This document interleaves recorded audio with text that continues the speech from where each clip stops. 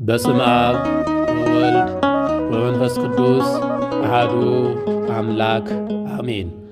ሐሙስ ጸሎተ ሐሙስ። ይህ ዕለት ቅድመ ዓለም ለፍጥረታት ሁሉ ምግበ ሥጋን የፈጠረ ጌታ ለሰው ልጆች ምግበ ነፍስን የሠራበት ራሱን ማዕድ አድርጎ ብሉኝ ትድናላችሁ ያለበትና ይህንን ምግብ ለመቀበል ቅድሚያ መደረግ ያለበት ሥርዓተ ጸሎትን ያስተማረበት ዕለት ነው። የማቴዎስ ወንጌል ምዕራፍ 26 ቁጥር 36። በዚህ ዕለት ጌታችን ካደረጋቸው ሥራዎች አንጻርም ለቀኑ የተለያዩ ስያሜዎች ተሰጥቷል። አንደኛ፣ ጌታ ኢየሱስ እኛ መከራና ፈተና በገጠመን ጊዜ ተግተን እንድንጸልይ ለማስተማር እንዲሁም ኅብስቱን ለመባረክ ስለጸለየ ለሐዋርያትም ሥርዓተ ጸሎትን ስላስተማራቸው ዕለቱ ጸሎተ ሐሙስ ተብሎ ይጠራል። ሁለተኛ፣ ጌታ ኢየሱስ የጸለየበት ቦታ ደግሞ በአረንጓዴ የአትክልት ስፍራ ላይ ስለነበረ ዕለቱ አረንጓዴው ሐሙስ ይባላል። ሦስተኛ፣ በዚህ ዕለት ጌታችን ራሱን ዝቅ አድርጎ በትሕትና የሐዋርያትን እግር ስላጠበ ዕለቱ ሕጽበተ ሐሙስ የሚል ስያሜ ተሰጥቶታል። አራተኛ፣ ክርስቶስ በዚህ ዕለት ይህ የአዲስ ኪዳን አዲሱ ሥርዓት ነው ብሎ ሥጋውንና ደሙን ስለሰጣቸው አንድም በእንስሳት ደም ይፈጸም የነበረውን መሥዋዕተ ኦሪትን አሳልፎ አዲሱን መሥዋዕት ሥጋውና ደሙን ስለሰጠ ዕለቱ የአዲስ ኪዳን ሐሙስ ተብሏል። አምስተኛ፣ ኢየሱስ በዚህ ዕለት ለሐዋርያት ወደ ፈተና እንዳትገቡ ተግታችሁ ጸልዩ ብሎ ስላዘዛቸው እግራቸውንም ካጠበ በኋላ እናንተም እንዲሁ አድርጉ፣ ሥጋውንና ደሙን ከሰጣቸው በኋላም ይህን በበላችሁ ጊዜ ሞቴን አስቡ ሲል ስላዘዛቸው ዕለቱ ትእዛዝ ሐሙስ የሚል ስያሜ አግኝቷል። የማቴዎስ ወንጌል ምዕራፍ 26 ቁጥር 26። የሕጽበተ እግር ሥርዓት። ሐሙስ ቀን የ9 ሰዓት ጸሎት ስግደትና ምንባባቱ ካለቀ በኋላ ካህናት በቅኔ ማሕሌቱ በስተ ምሥራቅ በኩል ቦታቸውን ይዘው ጸሎተ ሕጽበተ እግር ይደግማሉ።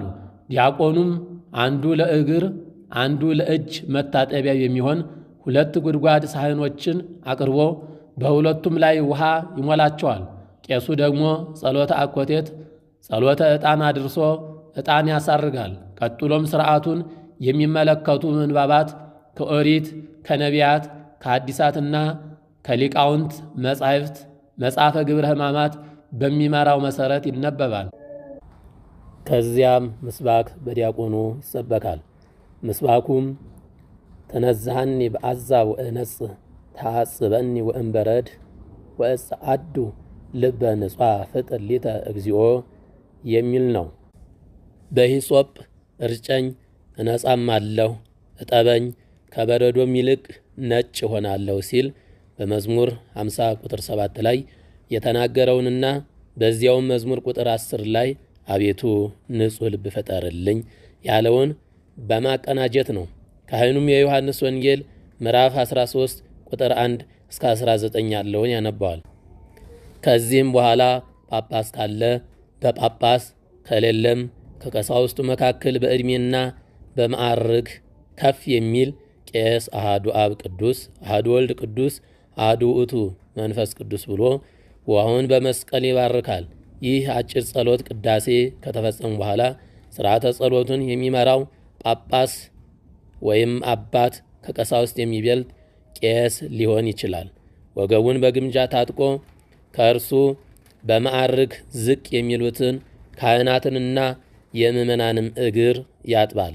እግር በሚያጥብበት ጊዜም የወይን ወይም የወይራ ቅጠልና የጠጅ ሳር ከውሃ ጋር ጨምሮ ይጠቀማል። ሥርዓቱም ጌታ የሁሉ አምላክ ሲሆን ራሱን ዝቅ አድርጎ ወገቡን ታጥቆ የደቀ መዛሙርትን እግር ያጠበበትን ሁኔታ የሚያስታውሰን ሥርዓት ነው።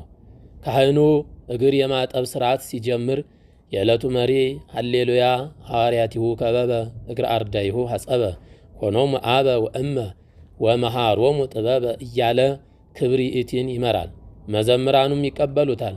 አያይዘውም ክብር ይእቲ ዛቲ ለኩሉ ጻድቃኑ ሃሌሉያ እያለ ሲመራው መዘምራኑም ሐዋርያቲሁ ከበበን ሰብህዎ ለእግዚአብሔር በቅዱሳኑ መካከል እያገቡ መዝሙሩ እስኪፈጸም ድረስ ይዘምራሉ። ቀጥሎም መሪ ሃሌሉያ ሐጸበ እግረ አርዳይሁ ወይቤሎሙ አነኒ ሐጸብኩ እገሪክሙ አንትሙኒ ከመዝ ግበሩ ለቢጽክሙ እያለ ሲመራው መዘምራኑ የሕጽበተ እግር ሥርዓትን እስኪጠናቀቅ ድረስ ከሃሌታው ጋር ሐጸበን እያመላለሱ በዜማ ያደርሳሉ። የሕጽበተ እግር ሥርዓት ከተጠናቀቀ በኋላም ቅዳሴ ይቀድሳሉ። የተዘጋጁ ምዕመናንም ቅዱስ ሥጋውንና ክቡር ደሙን ይቀበላሉ። የጸሎተ ሐሙስ ሥርዓተ ቅዳሴ። የጸሎተ ሐሙስ ቅዳሴ ከወትሮ የተለየ ነው። ቅዳሴም ሲገባ ደወል ስለማይኖር ጸናጽል እያቃጨሉ ይገባሉ። በአጠቃላይ በደወል ፋንታ ጸናጽል በአገልግሎት ላይ ይውላል። ቅዳሴውም የሚቀድሰው በተመጠነ ድምፅ በለሆሳስ ነው። ምስጢሩ ደግሞ ይሁዳ ጌታን በ30 ብር ለመሸጥ ይፋዊ ባልሆነ ድምፅ በሹክሹክታ መናገሩን ለማመልከት ነው።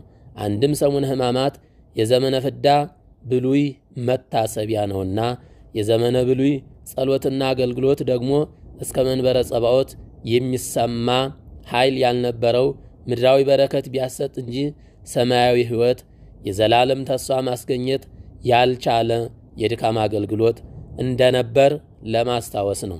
አንድም ጌታ አርብ በአራት ማዕዘን መንገድ በአደባባይ ላይ ለዓለም ሁሉ ቤዛ ሆኖ ከመስቀሉ አስቀድሞ ሐሙስ ምሽት በአልዓዛር ቤት ለደቀ መዛሙርቱ ብቻ በሚስጢር ሥርዓተ ቁርባንን ያስተማረበትና የፈጸመበትን ለማስታወስ በቤተ መቅደሱ ተገኝተው ለሚያስቀድሱ ምዕመናን ብቻ በሚሰማ በአነስተኛ ድምፅ ቅዳሴ ይከናወናል ማለት ነው።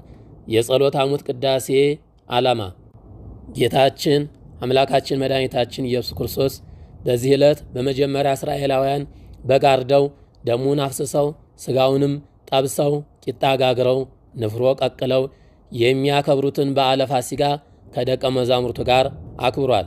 በስተመጨረሻ ላይ ግን ሕይወት የሚሰጥ እውነተኛ የፋሲካ በግ እርሱ ራሱ መሆኑን ሲናገር እንካችሁ ብሉ፣ ይህ ሥጋዬ ነው፣ ስለ ብዙዎች ለኃጢአት ይቅርታ የሚፈስ የሐዲስ ኪዳን ደሜ ይህ ነው፣ ሁላችሁ ከእርሱ ጠጡ በማለት አዲሱን የሕይወት ቃል ኪዳን መስርቷል። የቃል ኪዳኑ ምልክትም ሥጋና ደሙ ሆኗል። የዚህ ዕለት ቅዳሴው ያስፈለገው ይህን ለመዘከር ነው።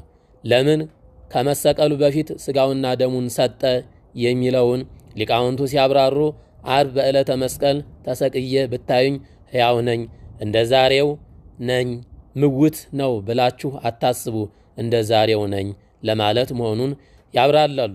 የጸሎተ ሐሙስ የዕለቱ አገልግሎት ፍጻሜውን የሚያገኘው ከቅዳሴ በማስከተል ዕለቱን የሚመለከት ክብርኢቲ ዕጣነ ሞገርና ዝማሬ በዜማ ከደረሰ በኋላ ነው አገልግሎቱ ሊጠናቀቅ። ሕዝቡም ያለ ኑዛዜ ቡራኬ ይሰናበታል። አነሳስቶ ላስጀመረን አስጀምሮ ላስፈጸመን ለልዑል እግዚአብሔር ክብር ምስጋና ይሁን።